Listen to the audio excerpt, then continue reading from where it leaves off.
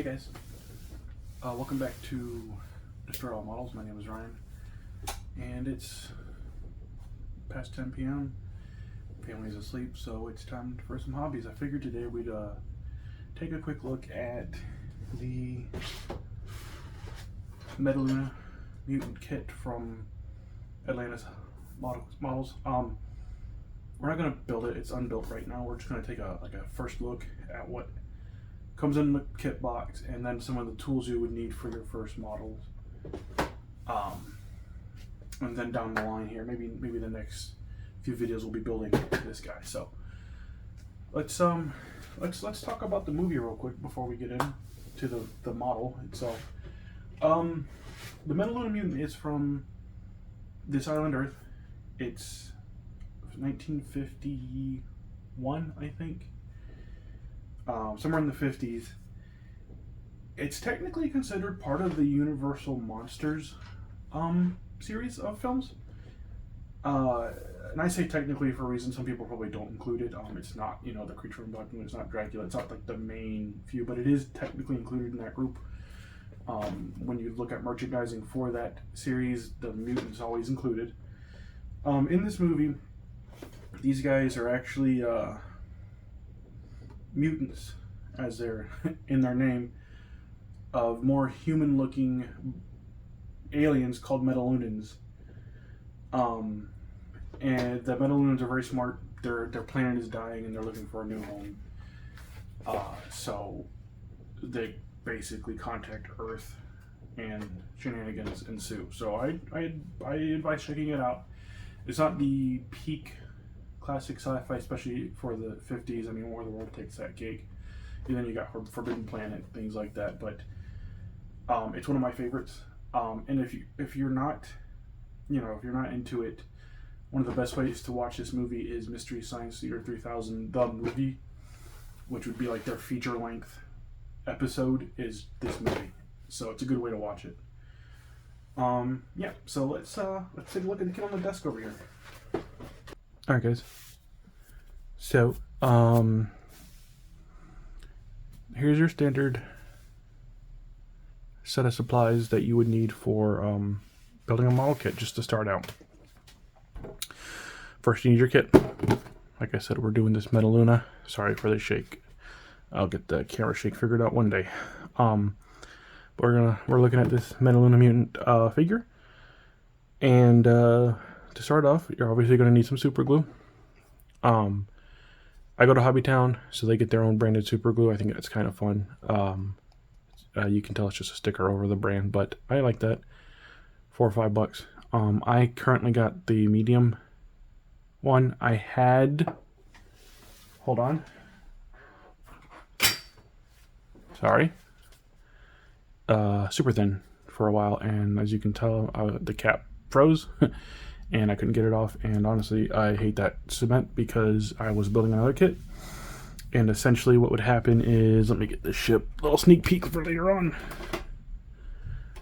I was piecing this guy together, kind of hard to get him in the shot, but I was piecing this together, and I was literally holding right here, I was holding this and gluing all the way down here, and via what they call capillary action, which is when a fluid follows like grooves and stuff. Like I said, I was gluing all the way back here, and my fingers were down here. Capillary action flowed all the way through the trench and got my fingers cut because of how thin that this stuff was. So I'm not happy about that. Kind of annoyed. I've had that happen with a couple models. So, ooh, that's an ugly noise. Sorry. So yeah, I went to Gaffley medium.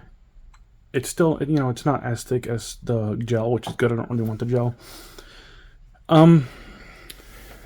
So this stuff will get you pretty far.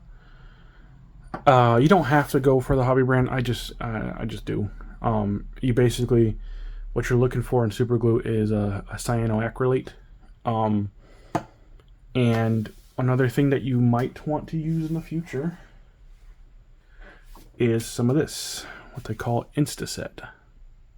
It's an accelerator for cyanoacrylate glue. Now what this does is you put your glue down, you basically spray the area, and it kicks the chemical reaction. So what this is an exothermic reaction. So it mixes with water vapor in the air, I believe, and that's what causes it to harden. And like when I say exothermic, it gets hot. It does burn. It can burn. But this helps accelerate that process. That's also, if you don't have that blowing on it, when you glue and blow on a joint, that helps because of the water vapor in your mouth. So that's another way to do it. For your first kit, depending on what you get, I would maybe hold off on this because some kits are finicky, so you don't want the insta-set until you're ready, until you've got the pieces and where you want them to be. I'm not sure how good it's going to be on this yet. But some kits, like Bandai brand stuff, they go together really easily. They basically snap together, so insta-set would be fine. Another thing you're going to want are these. These are what people call side cutters, nippers, which is a funny name, flush cutters, snips. I think some people call them sprue cutters. But these are invaluable, and I didn't realize how important they were for a while. They do cost a bit more than you'd expect for a tool like this. Now, I recommend, again, getting the hobby version of this. Not every set of snippers are created equal, because you look at these like, oh, these are wire cutters. No, these are different. They do look like wire cutters, but wire cutters are a bit more gnarly, and they will not always work well for this plastic. These are designed for that, and if you can tell, can I get it to focus? Mine are a little worse for wear. See how gnarly that blade looks? They still cut, so I'm okay with it for now, but I will get another pair eventually. You can see right there, it says for plastic. And I'm using the Tamiya brand. I love Tamiya for kits and for tools. These are about 25 bucks a pop, which is nice on when it comes to price, because there are some brands, especially from the Japanese side, that get really pricey. Now they work, but again, plastic only. Do not use these on metal or any other harder materials. And don't rely on the wire cutter brand, because again, you're looking for the reason why they're called flush cutters is because on this side it's a bevel. Where are you at? You see it's a bevel, but on this side it's completely flat. So this helps get clean cuts off the sprue, and it goes through plastic like butter. The next thing you're going to need is some, people call them X-Acto knives. That's a brand name. There's a hair down here. Which is what this one is. This actually came in a set, and I don't know where the skinny one is, but I've been using this one for years. I need to change that blade. But I finally bought a skinny one again from the XL company, which you cannot see because they put the sticker over it. But just as good. Hobby knives, I think, are pretty much interchangeable. I wouldn't go too cheap with them. I wouldn't go too cheap with anything, right? But hobby knives are, there we go, pretty much interchangeable. So there you go, XL. That's the brand I got for this. Oh, look, it's got a little measuring on the back. Tells you how to change a blade. No big deal. Comes with some extra blades too. You're gonna need those. I have some more up top here, but that's not okay. Went out and bought that today. And that's basically it. What you would need to start a kit.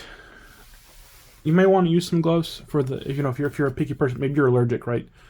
Got some nitrile gloves. Love these things. Great for painting, especially when you're spray painting. So let's look at the kit real quick, because I haven't really opened this. So this is your standard model kit. Let me get you in the middle there and stop shaking. All right.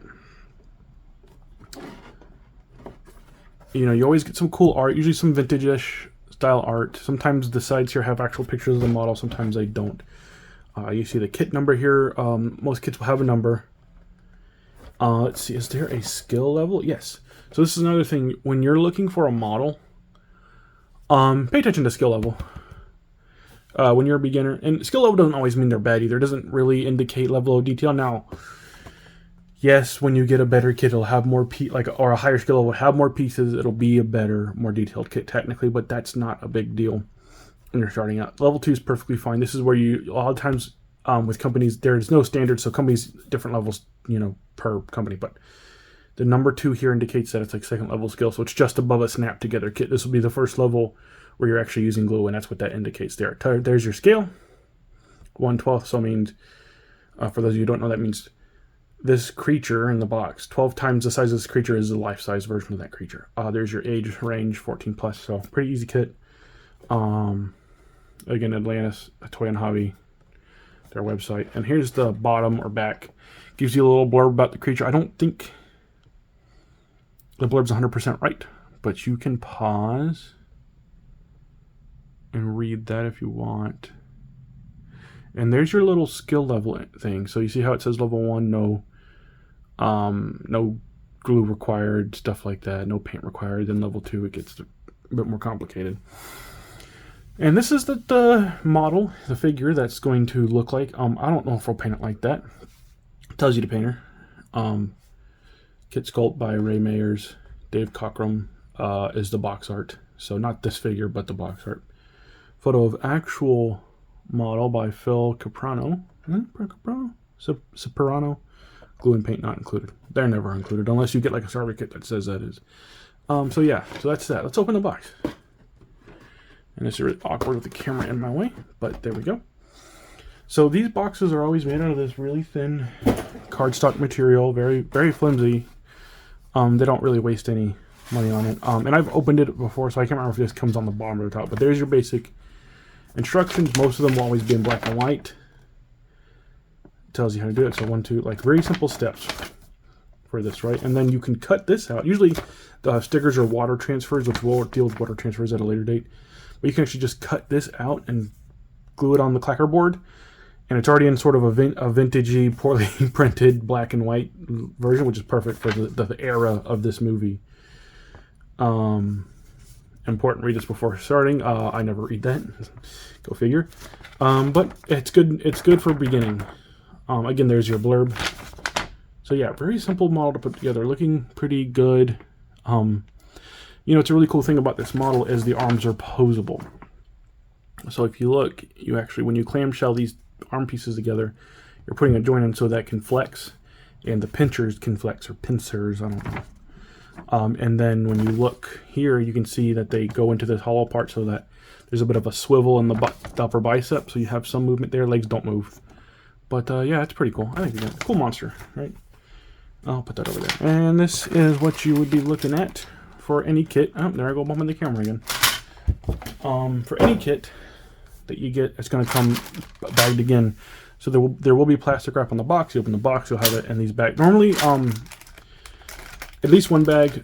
Some kits have more than one if there's a lot more pieces. This is actually, well, let's open it up and see. I'm going to do it the fancy way.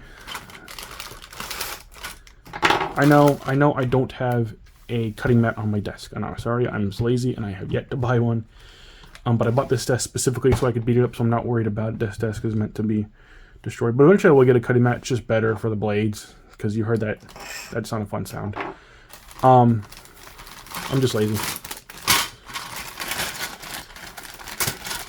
Let's get this out of the bag. Get all that ASMR action. Oh, look, one of the feet fell off. That's good. That means the sprue should be pretty easy to get stuff off.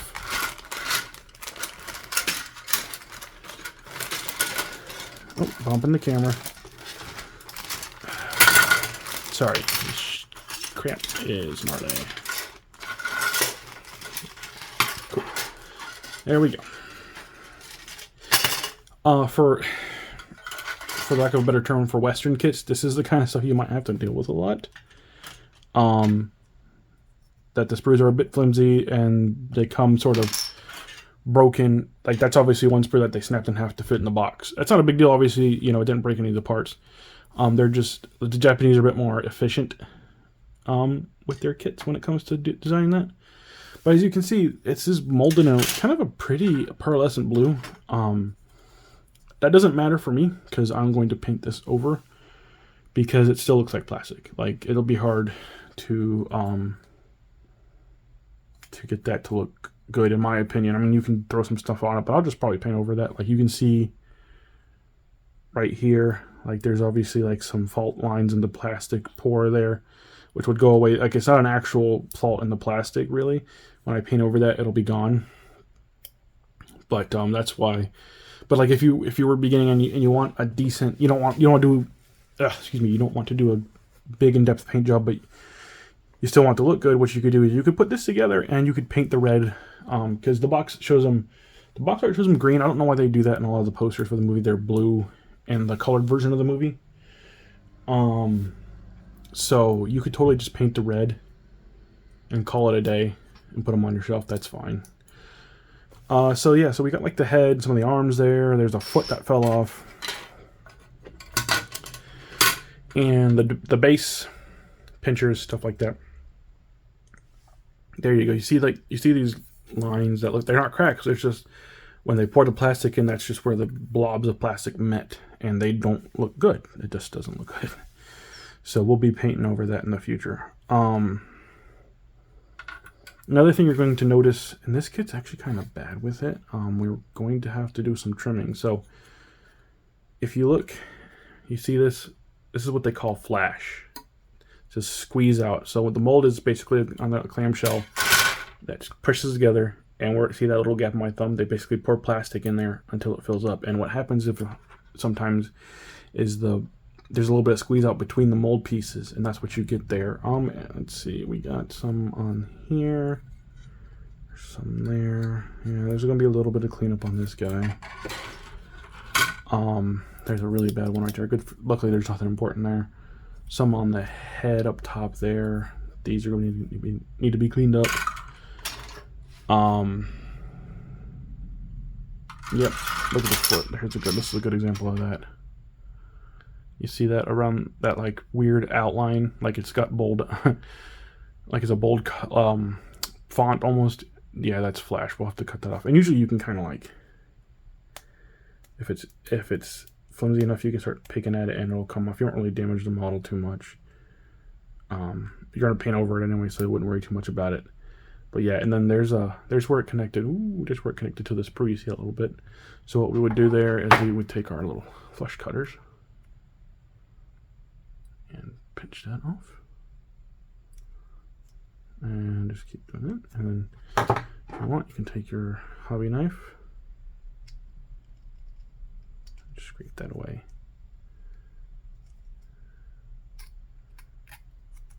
And it looks better. And it looks good. Like I said, paint it and it'll be fine. So that's your basic first start to a model kit. I don't want to start going tonight. I want to go over the instructions and look at this a little bit more, but I think what we might do is make this a series. And we'll build this model together on the interwebs, and we'll paint it. Maybe not back-to-back build and paint, but we'll do a video or two of the build and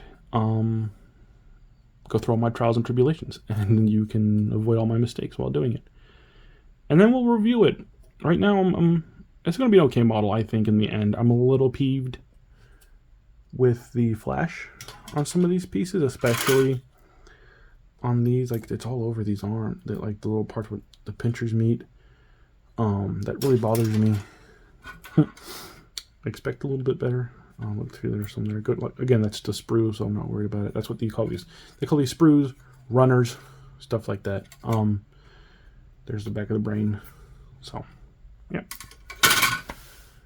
So thanks for joining Destroy All Models today. We'll be getting back to you next week with a new video. Maybe it'll be the next part in building this. Maybe it'll be me going over another finished kit. Who knows? Anyway, see you next time.